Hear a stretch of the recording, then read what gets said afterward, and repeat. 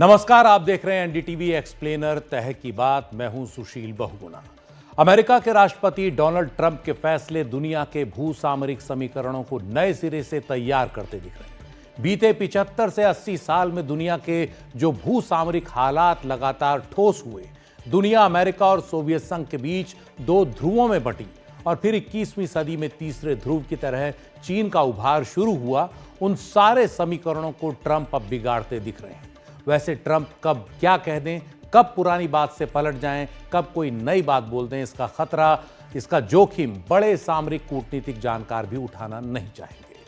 रूस यूक्रेन युद्ध के लिए यूक्रेन के राष्ट्रपति वोलोदिमीर ज़ेलेंस्की को जिम्मेदार बताने वाले और व्हाइट हाउस में उनके साथ खराब राजनयिक शिष्टाचार करने वाले ट्रंप ने आज अपने social media platform truth social पर लिख दिया कि जब तक रूस यूक्रेन के साथ युद्ध विराम नहीं करता और शांति समझौते पर नहीं पहुंचता, तब तक वो रूस पर सख्त बैंकिंग प्रतिबंध और टैरिफ लगाने पर गंभीरता से विचार कर रहे हैं। उन्होंने लिखा कि रूस युद्ध भूमि में यूक्रेन पर बम बरसा रहा है, इसलिए वो प्रतिबंध और टैरिफ लगाने की सोच रहे हैं। उन्होंने रूस और यूक्रेन दोनों से कहा कि बहुत देर होने से पहले वो बातचीत की टेबल पर आ जाए। थैंक यू भी ट्रंप ने कहा। कभी लगता है पुतिन से ट्रंप की सही छन रही है और अब लग रहा है कि ठन गई है। ट्रंप की बात ट्रंप ही जाने। ट्रंप लगातार दुनिया को कि वही बॉस है। रूस यूक्रेन के मुद्दे पर वो यूरोपियन यूनियन को पहले ही उसकी सामरिक हैसियत बता चुके हैं और कह चुके हैं कि अपनी सुरक्षा का इंतजाम अब वो खुद करें। इसके बाद से ही यूरोपीय देशों में काफी हलचल है। अमेरिका की सुरक्षा छतरी के नीचे अभी तक चैन से रह रहे ये देश अब अपनी सुरक्षा की चिंता में है। इस दिशा में पहल की है फ्रांस के राष्ट्रपति इमैनुअल मैक्रों ने, जो यूरोप को अमेरिका द्वारा मुहैया कराई गई सामरिक सुरक्षा का विकल्प देने की तैयारी में दिख रहे हैं। मैक्रों ने बुधवार को देश के नाम एक संबोधन के दौरान साफ कहा कि अनिश्चितता से भरे इस समय में यूरोपियन देशों की सुरक्षा फ्रांस की डिटरेंट फोर्स से जुड़ गई है। डिटरेंट फोर्स का सीधा मतलब है परमाणु हथियार। मैक्रों ने कहा कि उन्होंने इस मसले पर सामरिक बहस को शुरू करने का फैसला किया है।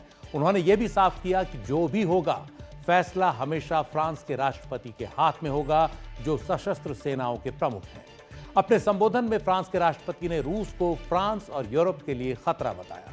सीधे सीधे कहा जाए तो मैक्रो बता रहे हैं कि समय आ गया है जब यूरोप को अपनी सुरक्षा के लिए अमेरिका के बजाय अपने ही बीच के देश फ्रांस पर भरोसा करना चाहिए। Alors face à ce monde de danger, rester spectateur serait une folie. Il s'agit sans plus tarder de prendre des décisions pour l'Ukraine, pour la sécurité des Français, pour la sécurité des Européens. Mais répondant à l'appel historique du futur chancelier allemand, j'ai décidé d'ouvrir le débat stratégique sur la protection par notre dissuasion de nos alliés du continent européen. Quoi qu'il arrive, la décision a toujours été et restera entre les mains du président de la République, chef des armées. हालांकि Macron के इस प्रस्ताव पर France में वामपंथियों से लेकर दक्षिणपंथियों तक की प्रतिक्रियाओं में ऐतराज जताते हुए कहा गया कि फ्रांस अपने परमाणु जखीरे को दूसरे देशों के साथ बांटने पर विचार कर रहा है, लेकिन फ्रांस के रक्षा मंत्री ने साफ किया कि परमाणु हथियार फ्रेंच हैं और उत्पादन से लेकर इस्तेमाल तक फ्रांस के ही पास रहेंगे, जिसका फैसला राष्ट्रपति के हाथ में है। किसी देश के साथ हथियार साझा नहीं किए जाएंगे। उधर रूस ने फ्रांस के राष्ट्रपति के इस प्रस्ताव पर तीखी प्रतिक्रिया जताई है। क्रेमलिन के प्रवक्ता दिमित्री पेस्कोव ने मैक्रों के भाषण को बहुत ही ज्यादा भड़काऊ बताया है। पत्रकारों से बातचीत में उन्होंने कहा कि इससे यह साबित होता है कि फ्रांस युद्ध के बारे में, युद्ध को जारी रखने के बारे में ज्यादा सोच रहा है। रूस के विदेश मंत्री सरगेई लावरोव ने भी मॉस्को में कहा कि मैक्रों का बयान रूस को एक धमकी है। Конечно, это угроза в адрес России. Если он нас считает угрозой, собирает встречу начальников генеральных штабов европейских стран и Британии, говорит, что необходимо использовать ядерное оружие, готовиться к использованию ядерного оружия против России, это, конечно же, угроза. फ्रांस के राष्ट्रपति यह भी दोहरा चुके हैं कि अगर रूस यूक्रेन युद्ध को लेकर एक शांति समझौता होता है तो उसे बनाए रखने के लिए यूरोप के सैन्य बलों को यूक्रेन भेजा जा सकता है। रूस के विदेश मंत्री सर्गेई लावरोव ने इस पर कहा कि यूक्रेन में यूरोपीय देशों की सेनाओं की तैनाती के विरोध पर रूस लगातार कायम है, क्योंकि यूरोपीय देश निष्पक्ष नहीं होंगे। उन्होंने कहा कि इस मामले में समझौते की कोई गुंजाइश नहीं है। ये पूरी चर्चा एक खुली बदले की भावना से की जा रही है। रूस यूक्रेन में यूरोप की सेनाओं को वैसे ही देखेगा जैसे वो यूक्रेन में नेटो की मौजूदगी को देखेगा। सर्गेई लावरोव ने मैक्रों की तुलना हिटलर और नेपोलियन से की और कहा कि मैक्रों ने खुलकर ये नहीं कहा कि वो रूस को जीतना चाहते हैं, लेकिन चाहते वो यही हैं। वो रूस के खिलाफ मूर्खतापूर्ण आरोप लगा रहे हैं और पुतिन इसे पागलपन और बकवास मानते हैं। रूस मैक्रों के प्रस्ताव को शक से देख रहा है, लेकिन यह जानना जरूरी है कि बाकी यूरोपीय देश इसे किस तरह देखते हैं। अधिकतर यूरोपीय देश इस सिलसिले में मैक्रों के रुख से सहमत दिख रहे हैं, जबकि कुछ अब भी असमंजस में हैं। स्वीडन के प्रधानमंत्री उल्फ क्रिस्टेशॉन ने कहा कि सभी लोगों की तरह स्वीडिश लोग जितना संभव हो उतने कम परमाणु हथियार चाहते हैं, लेकिन अभी हमें खुश और कृतज्ञ होना चाहिए कि 2 पड़ोसी देश हैं जिनके पास परमाणु हथियार हैं। इसलिए यह अच्छा है कि फ्रांस खुलापन दिखा रहा है। अमेरिका का करीबी साथी रहा डेनमार्क, जो ट्रंप द्वारा अपने ग्रीनलैंड इलाके पर कब्जे की बात से हैरान है, वो भी मैक्रों के प्रस्ताव से खुश है। डेनमार्क के प्रधानमंत्री मेटा फ्रेडरिक्सन ने कहा कि मुझे लगता है कि हमें हर बात पर अब विचार करना चाहिए। सभी अच्छे विचार हमारे विचार विमर्श का हिस्सा होना चाहिए। पोलैंड के प्रधानमंत्री डोनाल्ड टस्क ने कहा कि हमें फ्रांस के प्रस्ताव पर गंभीरता से विचार करना चाहिए। हमेशा की तरह ब्यौरा यानी डिटेल्स ज्यादा जरूरी हैं, लेकिन इस सिलसिले में फ्रांस की इच्छा बहुत खास है। उधर तत्कालीन सोवियत संघ से सबसे पहले अलग हुए बाल्टिक देशों की चिंता यह है कि अगर यूक्रेन पर रूस हावी हो गया तो उसके बाद अगला नंबर उनका ही है। लिथुआनिया के राष्ट्रपति गीतानस नौसेदा ने इसे बहुत ही दिलचस्प विचार बताया। कहा कि हमें परमाणु सुरक्षा छतरी से ऊंची उम्मीदें हैं, क्योंकि ये रूस के हमले से बचाव में बहुत अहम होगा। लात्विया की प्रधानमंत्री एविका सेलिनिया ने फ्रांस के प्रस्ताव को विचार करने का एक मौका बताया और कहा कि इस मामले में देश के अंदर और बाहर बाकी यूरोपीय साथियों से बातचीत के लिए और समय की जरूरत है। फिलहाल हमारी सुरक्षा की गारंटी अमेरिका के साथ करीबी सहयोग में है। चेक प्रधानमंत्री पेत्र फियाला भी इस मामले में फिलहाल संयम बरतने के पक्ष में हैं। उन्होंने कहा कि मैक्रों के प्रस्ताव पर विचार संभव है, लेकिन अभी हमारी सुरक्षा की गारंटी अमेरिका के साथ करीबी सहयोग पर टिकी है। उधर जर्मनी के चांसलर ओलफ शुल्ज, जो अपने पद से हटने वाले हैं, वो मैक्रों से रणनीतिक तौर पर सहमत नहीं है। उनका मानना है कि यह जरूरी है कि अभी अमेरिका की फौजी सुरक्षा को न छोड़ा जाए। लेकिन पिछले महीने जर्मनी में चुनाव जीतने वाले नेता और संभावित चांसलर फ्रेडरिक मर्ज ने कहा कि फ्रांस के साथ परमाणु सहयोग पर बात करनी चाहिए। जर्मनी उन यूरोपीय देशों में से है जहां नेटो के तहत अमेरिका के परमाणु हथियार तैनात हैं। चुनाव जीतने के बाद से जर्मनी की क्रिश्चियन डेमोक्रेटिक यूनियन के नेता फ्रेडरिक मर्ज जर्मनी को ट्रंप के अमेरिका से दूर रखने की बात कर रहे हैं। ट्रंप के अमेरिका से। यूरोप में जर्मनी सबसे बड़ी अर्थव्यवस्था है और दुनिया की चौथी सबसे बड़ी अर्थव्यवस्था। यही वजह है कि जर्मनी भी यूरोप के सामने आए संकट के दौर में उसे नेतृत्व देने की कोशिश कर रहा है। फ्रेडरिक मर्ज ने चांसलर का पद संभालने से पहले ही ऐलान कर दिया है कि वो जर्मनी की रक्षा खर्च में काफी बढ़ोतरी करने जा रहे हैं। उन्होंने कहा कि हमारे महाद्वीप में हमारी आजादी और शांति के प्रति खतरे को देखते हुए हमें अपनी रक्षा के लिए जो जरूरी है वो करना ही होगा। यूरोपियन यूनियन के बाहर लेकिन यूरोप के अंदर आ चुका ब्रिटेन भी यूक्रेन की सुरक्षा को लेकर बाकी यूरोप के साथ है और ये बात समझ रहा है कि ट्रंप के बदले रवैये के चलते उसे भी अपनी सुरक्षा को गंभीरता से लेना होगा। इस मामले में ब्रिटेन के प्रधानमंत्री सर कीर स्टारमर फ्रांस के राष्ट्रपति के साथ यूरोप का नेतृत्व करने की कोशिश कर रहे हैं। बीते कई साल में पहली बार ब्रिटेन और फ्रांस एक दूसरे के इतना करीब दिख रहे हैं। इस बीच यूक्रेन के मुद्दे पर यूरोपियन यूनियन के नेताओं की आपात बैठक गुरुवार को ब्रसेल्स में हो चुकी है। इस बैठक में यूक्रेन के राष्ट्रपति वोलोदिमीर ज़ेलेंस्की भी शामिल रहे। ज़ेलेंस्की ने कहा कि यूरोप का भविष्य वॉशिंगटन या मॉस्को में तय नहीं होना चाहिए। फ्रांस के राष्ट्रपति इमैनुअल मैक्रों द्वारा यूरोप की सुरक्षा के लिए अपने परमाणु हथियारों के इस्तेमाल के विचार के बीच हुई इस बैठक में यूरोप की सुरक्षा को जल्द से जल्द पुख्ता करने पर विचार किया गया। यूरोपियन कमीशन की प्रमुख उर्सुला वॉन डेर लेयन ने कहा कि आज इतिहास लिखा जा रहा है। इसके साथ ही उन्होंने प्रस्ताव रखा कि सभी देश अपनी जेब ढीली करें और रक्षा पर ज्यादा खर्च करें। यह अब साफ हो रहा है कि यूरोप को अब अपनी सुरक्षा के लिए 700 अरब डॉलर का इंतजाम करना होगा। सैनिक साजो सामान खरीदने के लिए 162 अरब डॉलर के लोन की बात चल रही है।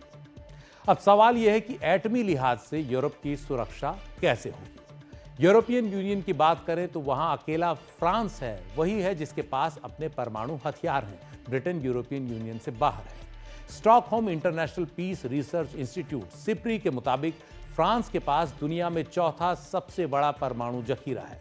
उसके पास करीब 290 परमाणु हथियार हैं।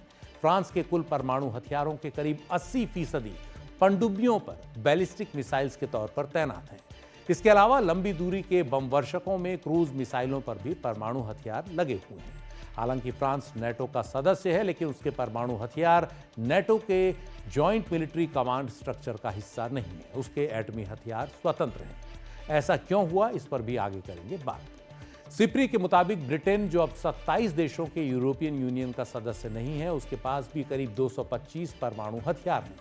ब्रिटेन के परमाणु हथियार नेटो के तहत इस्तेमाल किए जा सकते हैं। हालांकि उनमें खास बात यह है कि वो अमेरिका की तकनीकी सहायता पर भी काफी हद तक निर्भर है। तो यूरोप के सामने चुनौती कैसी है, इस पर डाल लेते हैं एक नजर। Stockholm International Peace Research Institute SIPRI के मुताबिक जून 2023 तक दुनिया में सबसे अधिक परमाणु हथियार रूस के पास थे। इनकी संख्या थी 5889। इनमें वो सभी हथियार हैं जो भंडार में हैं या तैनात किए गए हैं या फिर जो बेकार भी कर दिए गए हैं। दूसरे स्थान पर सबसे ज्यादा 5244 परमाणु हथियार अमेरिका के पास हैं। तो अकेले रूस और अमेरिका के पास दुनिया के कुल परमाणु हथियारों का करीब 88% है, जो पूरी धरती को कई बार बर्बाद करने में सक्षम है। 410 परमाणु हथियारों के साथ तीसरा स्थान चीन का है। फ्रांस के पास 290 परमाणु हथियार हैं और ब्रिटेन के पास 225 परमाणु हथियार। शीत युद्ध के दौरान अमेरिका की परमाणु सुरक्षा के कारण उसके साथी देश, खासतौर पर नेटो सदस्य देश, चैन से थे। यही वजह है कि सुरक्षा पाने वाले यूरोप और दुनिया के कई अन्य देशों ने अपने परमाणु हथियार बनाने पर काम ही नहीं किया। फ्रांस और ब्रिटेन के पास जो परमाणु हथियार हैं, वो उनके अपने हितों को बचाने के लिए ही पर्याप्त हैं। पूरे यूरोप के हिसाब से उन्हें तैयार नहीं किया गया। उनके सामने रूस की चुनौती कई गुना बड़ी है। हालांकि परमाणु हथियारों के मामले में एक बात यह भी है कि बर्बादी के लिए बस कुछ ही एटमी हथियार काफी हैं। जानकारों के मुताबिक फ्रांस अभी उस स्तर की सामरिक परमाणु ढांचा उस स्तर का नहीं बना सका है जैसा यूरोप में अमेरिका ने बनाया हुआ है। अमेरिका के मुकाबले फ्रांस के पास हवाई रास्ते से मार करने वाले परमाणु हथियार बहुत कम हैं और उन्हें अपग्रेड करने का काम काफी जटिल और महंगा होगा। फ्रांस के साथ एक खास बात यह रही है कि नेटो का हिस्सा रहने के बावजूद फ्रांस ने हमेशा से अपनी परमाणु नीति को अमेरिका से स्वतंत्र रखा। यही वजह है कि मैक्रों इस मामले में सबसे पहले आगे आए हैं।